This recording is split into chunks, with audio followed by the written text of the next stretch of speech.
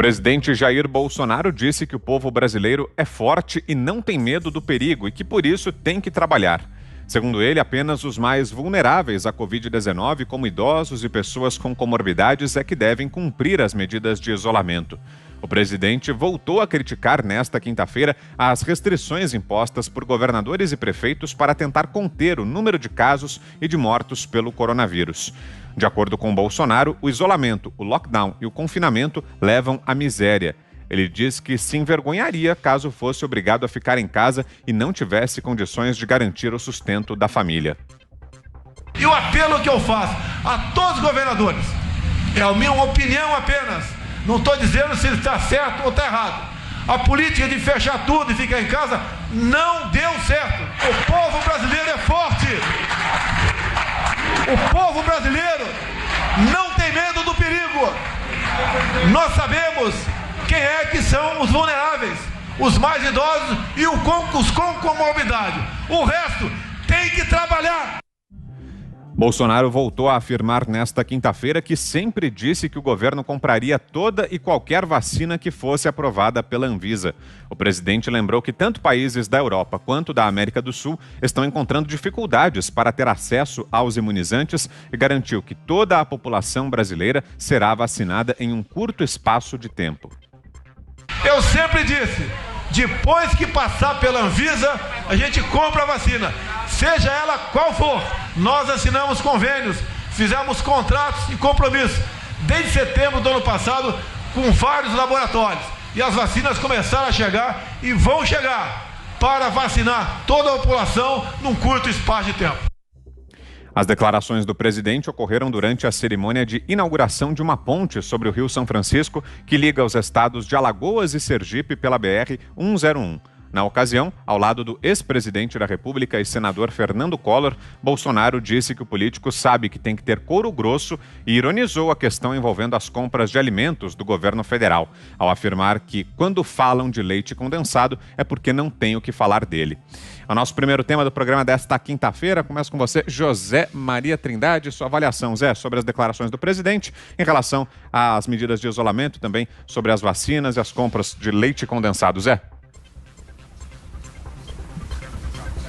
É uma coerência. Desde o início, o presidente Jair Bolsonaro adotou essa postura, né? Teve que brigar internamente primeiro. A gente sempre viu o ministro da Saúde, Henrique Mandetta, falando em catar corpos nas ruas, fechar tudo. O presidente Jair Bolsonaro entendeu, teve a sensibilidade ali de resistir, mas não era só o ministro Mandetta, não. Existiam outros integrantes do governo que defendiam exatamente este isolamento total. Na época se pensava até que seria um isolamento de 15 dias, uma semana, 15 dias, no máximo ali 17 dias. O tempo necessário, pregavam esses defensores, né? Os hospitais seriam então equipados e pronto. Depois, a gente viu esse isolamento aumentando, e a casta, quem tem emprego fixo, quem tem emprego público, pôde ficar em casa tranquilamente, na beira da piscina, na churrasqueira. Tanto é assim que o consumo de bebidas aumentou muito, o delivery explodiu, né? A entrega de comida em casa, também outros consumos, e as pessoas ficaram em casa. Mas e o trabalhador que não podia ficar? Ele saía e foi aumentando o número de trabalhadores que tinham que sair. No final, cada casa tinha um que saía e que voltava para os que ficavam presos, ou seja, não adiantava nada. Esse que saiu foi exposto à possibilidade da doença, voltava e contaminava. Ficou muito claro de que as contaminações, a sua grande parte das contaminações aconteceram exatamente em casa, através de amigos e de parentes. Então, não funcionou. Até eu entendo que ali no primeiro momento se tem adotado isso aí, um método desconhecido para uma doença nova. O que eu não entendo é que agora, depois de um ano, há uma insistência nisso. Quer dizer, é uma insistência no erro, né? Não, é isso que o presidente diz e não entendo. Esse apelo do presidente é importantíssimo para que os governadores, pelo menos, tenham criatividade e encontrem um novo método, que não seja esse que não está dando certo. Não sou negacionista.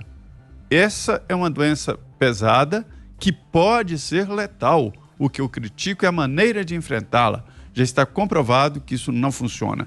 Nunca na história da humanidade houve algo parecido. Sempre a quarentena era para infectados, para os doentes. No máximo, para os que estavam mais propensos a morrer ou consequências mais sérias.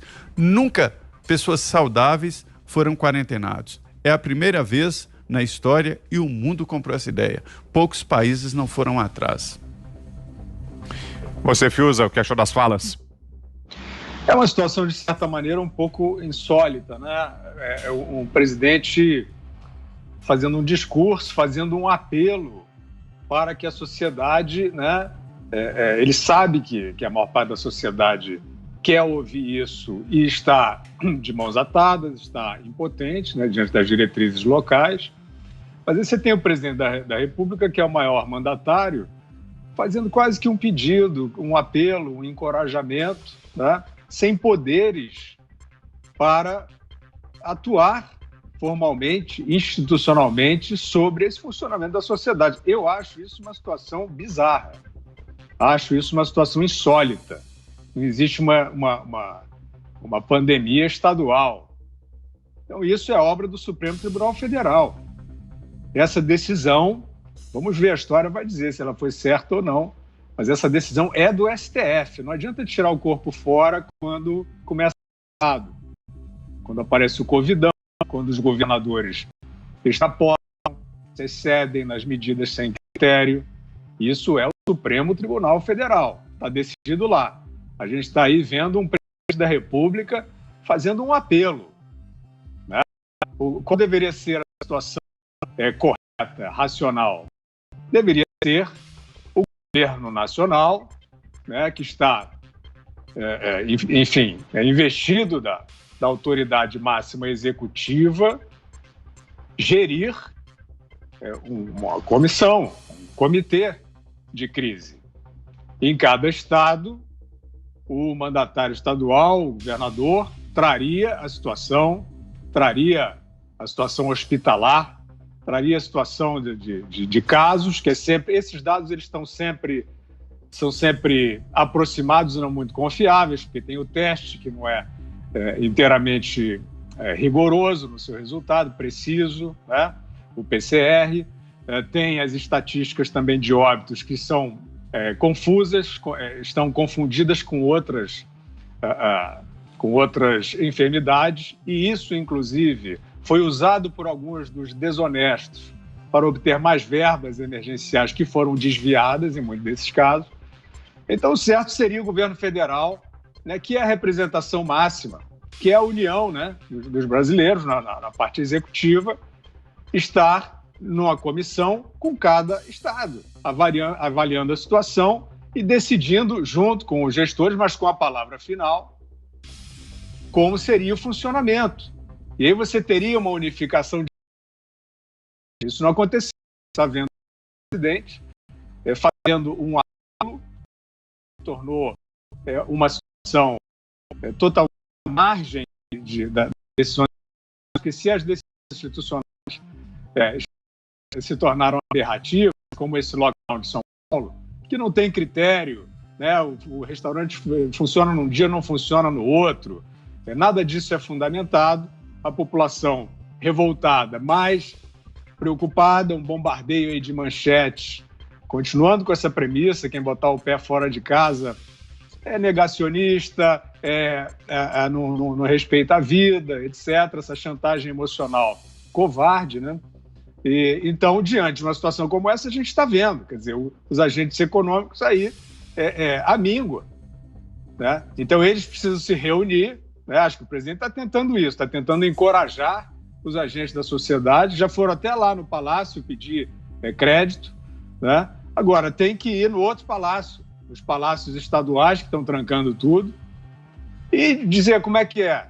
Tem a fundamentação para essa medida extrema de consequências drásticas? Não tem a fundamentação sanitária? Então vamos funcionar com responsabilidade.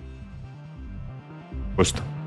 Olha, no Brasil, A coisa é mais complicada porque hoje temos um país polarizado, dividido, que politizou todas as medidas, as discussões em torno da pandemia, então aqui é um pouco complicado. Mas eu estou chegando à conclusão de que no resto do mundo o que falta é a figura do condutor das multidões. Figuras com carisma, líderes de fato, e não essas nulidades que a gente vê hoje. Gente, repito, gente como, isso não é fácil encontrar, mas gente com alguém como Winston Churchill resolveria o problema de encontrar o caminho correto para enfrentar a pandemia. É o distanciamento social. Isso só é feito por um povo que acredita no seu líder, que está unido em torno do seu líder. De novo, a Inglaterra, o Reino Unido, durante a Segunda Guerra, eles não precisavam de cartões, boletos, sei lá, algum desses documentos e tal, para que fosse obedecido o racionamento de comida. Os caras ouviam lá, os ingleses ouviam o anúncio, olha, nesta semana é 1 quilo de carne. E era 1 quilo de carne, não houve câmbio negro, não houve malandragem. No Brasil, imagine, né? Agora, outros países, se tivessem líderes mais convincentes, iriam por esse caminho. Os próprios líderes sabem que não convencem ninguém. Então você tem hoje, em vez de um Churchill, uma figura patética, como é o primeiro-ministro inglês. Então, vem algum problema? Fecha. O distanciamento social funciona assim. Eu quero que provem que foram um fator de expansão da economia, foi o fator de expansão da pandemia, a abertura de bares à noite. Não pode à noite. Quer dizer, alguém em São Paulo decidiu que o vírus tem hábitos noturnos. Durante o dia não tem problema, você vai almoçar no mesmo restaurante, ele não vem.